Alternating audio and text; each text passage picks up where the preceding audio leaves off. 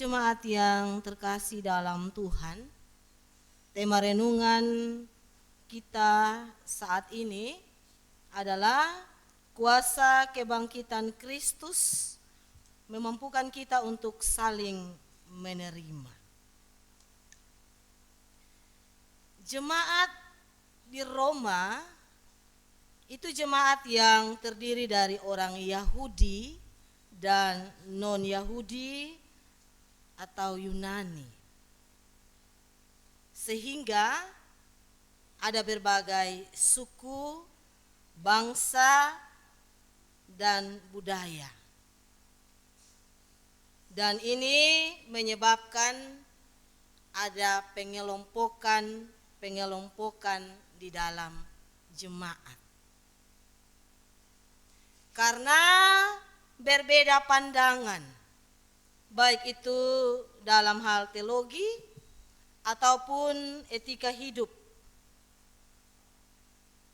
Dalam pengelompokan itu terjadi perdebatan tentang sunat, perbuatan baik, keselamatan, soal makanan, dan hari raya. Dan itu dapat kita baca pada pasal sebelumnya di pasal 14. Dan perdebatan ini memuncak soal makanan dan hari raya khusus.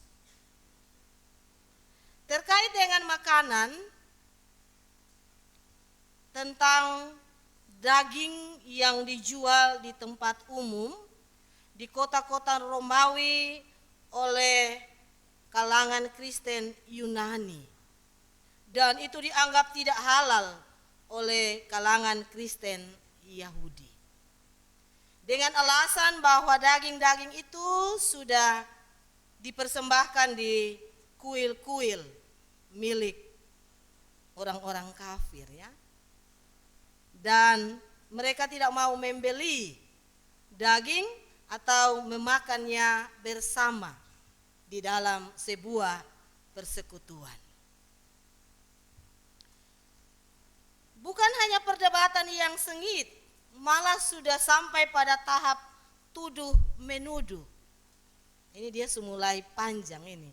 Siapa yang benar dan siapa yang salah.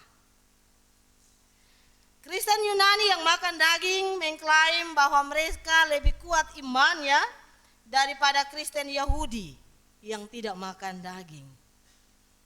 Akhirnya timbullah konflik di dalam jemaat, mulai ada saling menghakimi dan berupaya saling membinasakan, sehingga damai dan sejahtera hilang dari jemaat. Bapak Ibu, saudara-saudari yang terkasih dalam Tuhan, pergumulan ini yang membuat Paulus segera menulis suratnya kepada jemaat di Roma, agar perpecahan tidak terjadi dan keutuhan persekutuan sebagai saudara tetap terjaga. Oleh karena itu Paulus katakan, jangan membinasakan saudaramu karena makanan. Karena hal kerajaan sorga bukan soal makan dan minum, tapi soal kebenaran, damai sejahtera, dan sukacita. Jangan saling menghakimi, karena suatu saat kita semua akan dihakimi. Hal ini berarti tidak seorang pun boleh menghukum sesamanya dengan alasan atau pandangan apapun.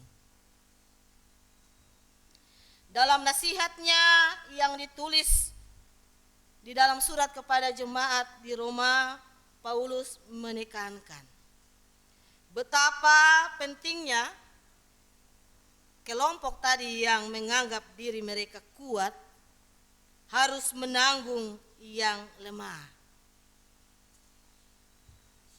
Orang Yunani merasa mereka kuat. Tapi Paulus bilang, jangan mementingkan diri sendiri dengan kesenangan sendiri. Tetapi betapa pentingnya menerima orang yang lemah imannya, yaitu orang Kristen Yahudi, sehingga mereka harus saling menopang sebagaimana yang diteladankan Kristus kepada mereka.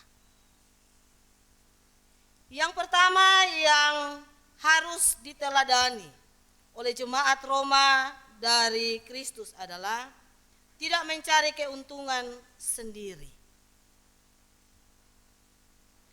Yesus dalam pelayanannya fokus pada banyak orang.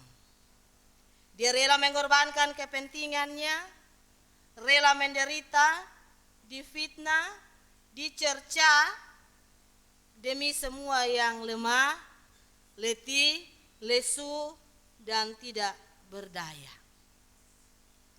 Yang kedua, Paulus mengingatkan sebagaimana Yesus meneladankan, tidak membeda-bedakan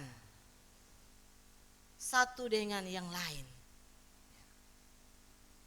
Karena biasa kita katakan di mata Tuhan semua sama, mau kaya, mau miskin, mau kuat, mau yang lemah, semua sama, tidak ada bedanya. Karena setiap kita berharga di mata Tuhan. Di ayat 7 pembacaan kita menekankan betapa pentingnya menerima satu dengan yang lain, melayani semua orang. Bahkan setelah kebangkitannya, sesungguhnya Yesus mau menunjukkan bahwa tembok pemisah yang selama ini dibangun dihancurkan supaya semua orang boleh hidup. Tentunya tidak hidup sendiri-sendiri, harus hidup bersama dalam satu persekutuan sebagai saudara di dalam Tuhan. Dan kesatuan sebagai umat Allah dalam hidup menemukan damai sejahtera. Kalau hanya hidup saja tidaklah cukup. Harus di dalam hidup itu setiap orang merasakan damai sejahtera sebagai saudara bersaudara. Jadi penerimaan itu bukan secara fisik saja, tetapi juga secara batin. Menerima dengan ikhlas. Jangan sampai kita hanya asal dia datang jadi ketong terima.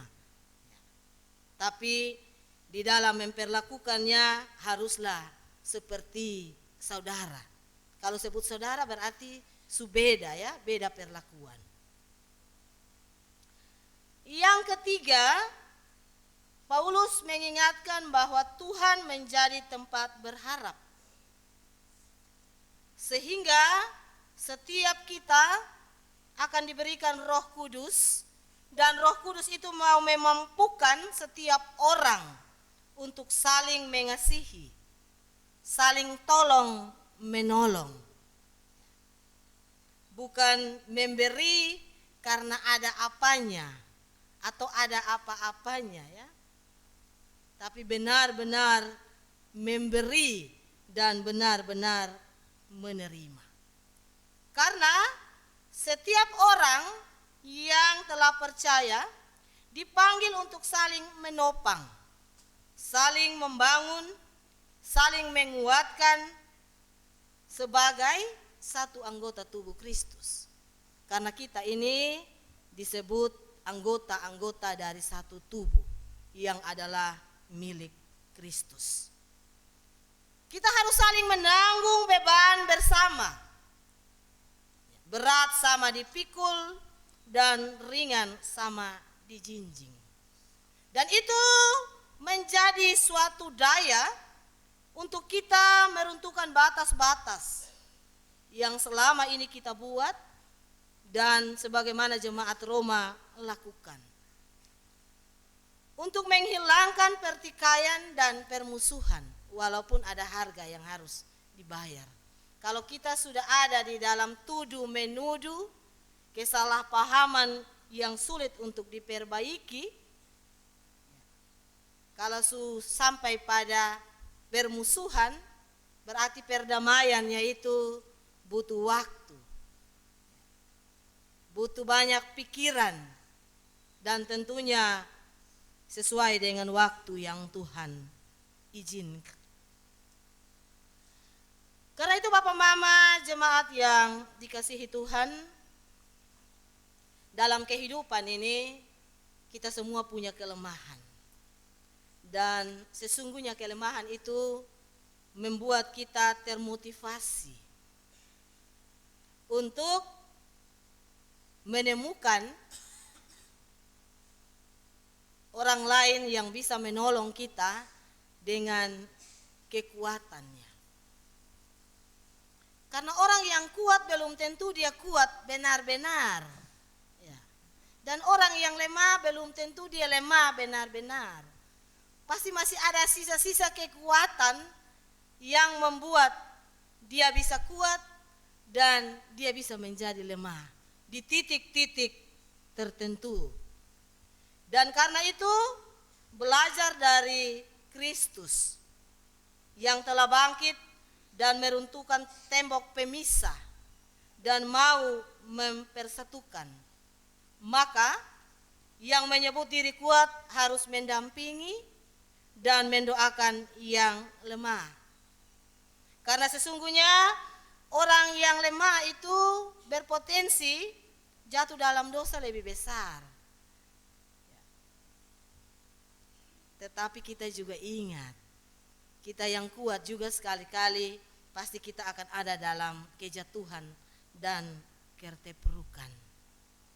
Karena itu setiap kita harus menata hidup dengan lebih baik dari hari ke hari. Sebagaimana firman Tuhan katakan, ajarlah kami menghitung hari-hari kami sedemikian, sehingga kami memperoleh hati yang bijaksana. Dan untuk mencapai sebuah persekutuan yang menghadirkan damai sejahtera, ada rasa peduli. Dan peduli itu yang kadang mulai memudar. Dan itu yang buat kita sering bertengkar. Banyak orang tidak mau hidup dalam kerukunan.